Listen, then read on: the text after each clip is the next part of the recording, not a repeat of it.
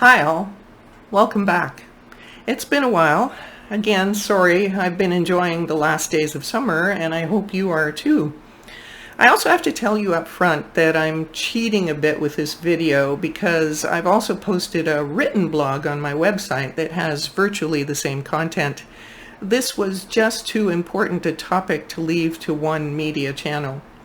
Canon released a firmware update in the last couple of weeks to enable unlimited 8K recording capability to an external Ninja 5 Plus, or is it a Ninja V Plus, on the Canon EOS R5.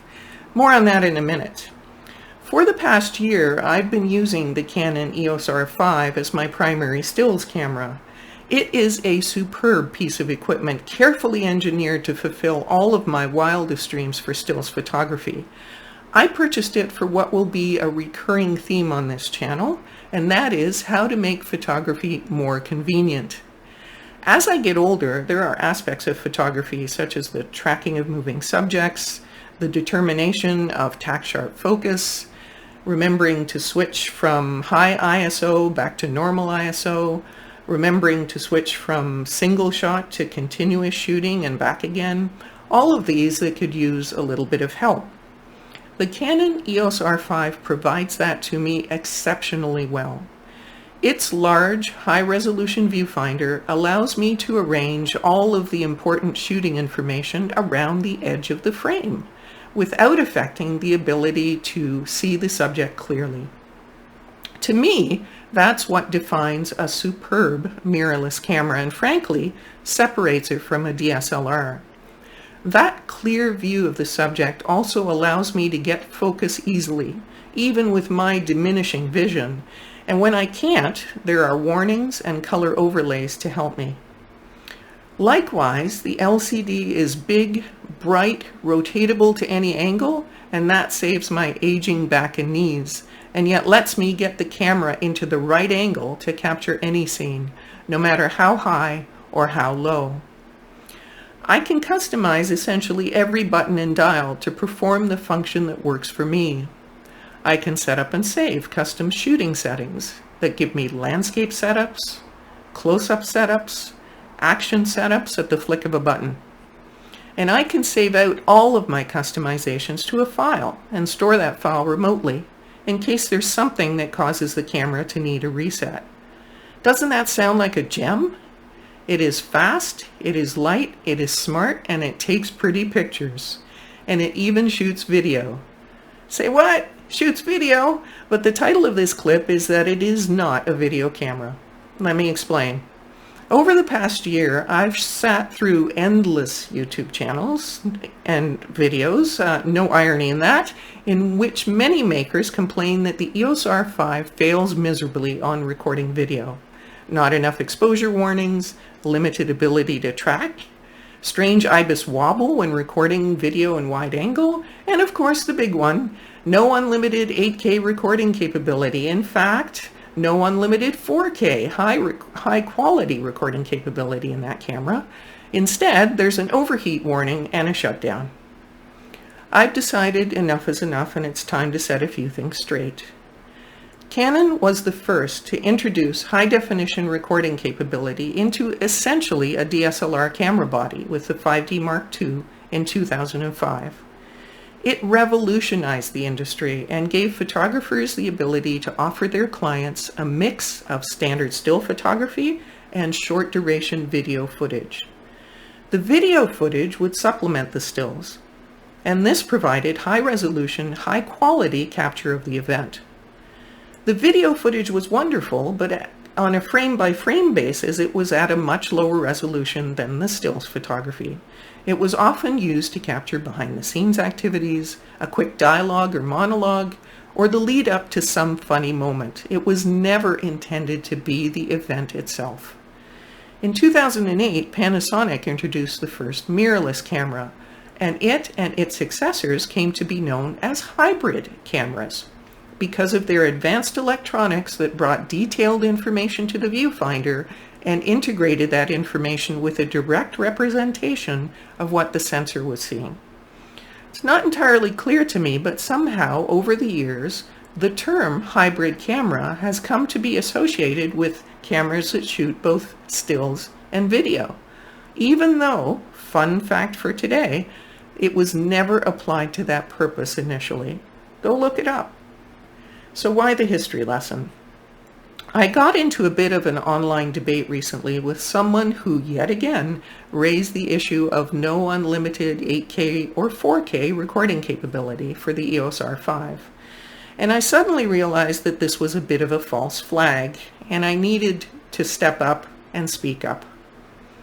Camera manufacturers sensationalize their products. It's part of the DNA to get you to buy.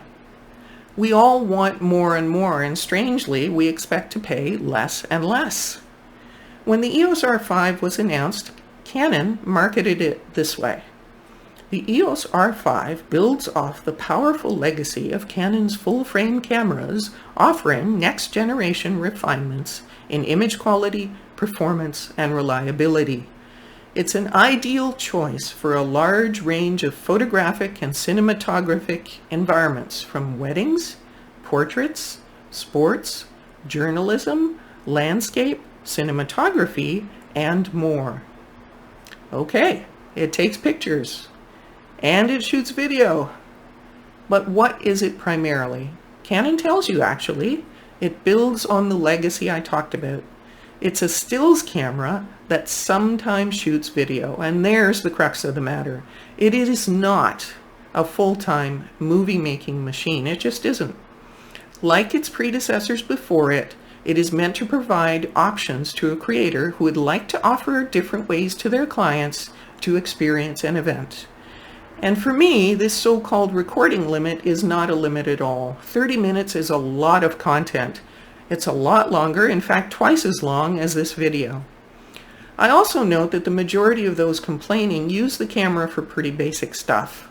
A talking head video like this one, maybe an on-camera interview, and maybe vlogging while out and about. Then the result is processed and posted to YouTube. Why anyone would need 8K high-res for these situations is beyond me. If you're a professional production company making content for a major brand, okay. But come on, people. Most of you ain't doing that. Canon brought the turmoil about this issue onto themselves in two ways. First of all, combining stills with video in the first place in the 5D Mark II, and then not being upfront about the limitations inherent in a camera that costs less than half of a true cinema camera for video.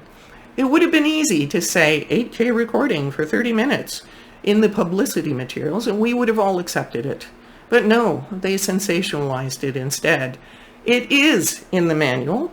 It is deep in the manual. Those complaining the loudest never appear to have been still shooters, not seriously anyway. So of course, they will feel hard done by with the best stills camera on the market. There was another video recently about the Canon EOS R6, which has more traditional dials and essentially the same functionality as the 5D Mark IV. That maker was complaining that the custom settings dial, which saves 3 custom settings for stills and no custom settings for video, was a deal breaker. And that's the way he put it. And yet again, my only response to that is, you get what you pay for. Okay, enough said. We have to get away from this mentality that you can have it all but not pay for it. That you can just complain loud enough and they will give you what you want. Or, most importantly, that you can take one tool with a wide-ranging purpose and use it for an even wider-ranging purpose and then be indignant when it doesn't work. Steve Brazel from Behind the Shot TV on YouTube and on podcasts everywhere recognized this from the day that the camera was released in July of 2020. In conversation with Canon's Drew McCallum that month, he noted that if people need 4K 120 unlimited or 8K unlimited, there are cameras for that. The R5 is not one of them. I also note that he addresses this issue at the 1 hour mark of the show, perhaps indicating the real priority of this issue. The Canon EOS R5 is not a dedicated video camera. It's not even a primary video camera. My advice to you is to learn to use it the way it was intended and to save your pennies to get the unlimited cinematography equipment that you say you need. Okay, and what about that firmware update? Well, universal praise has ensued, immediately followed by comments like this. But I don't plan to record in 8K anytime soon because I don't have the processing capability or the display capability to be able to do it. Huh? You get what you want, but you can't use it? Oh well. Canon has stopped the complaining, at least for now. Their solution is actually quite creative, but requires not only an investment in the camera, but a further 4-figure investment in the recorder and in the SSD that goes with the recorder. Those dedicated video cameras are about the same price as all of that when you put all those pieces together. Is that a coincidence? I think not. If you like this video, please give it a thumbs up and subscribe to get more content like this. I hope I won't be putting out additional stuff that's a rant, but you never know. A rant is a good thing every once in a while. Thank you very much.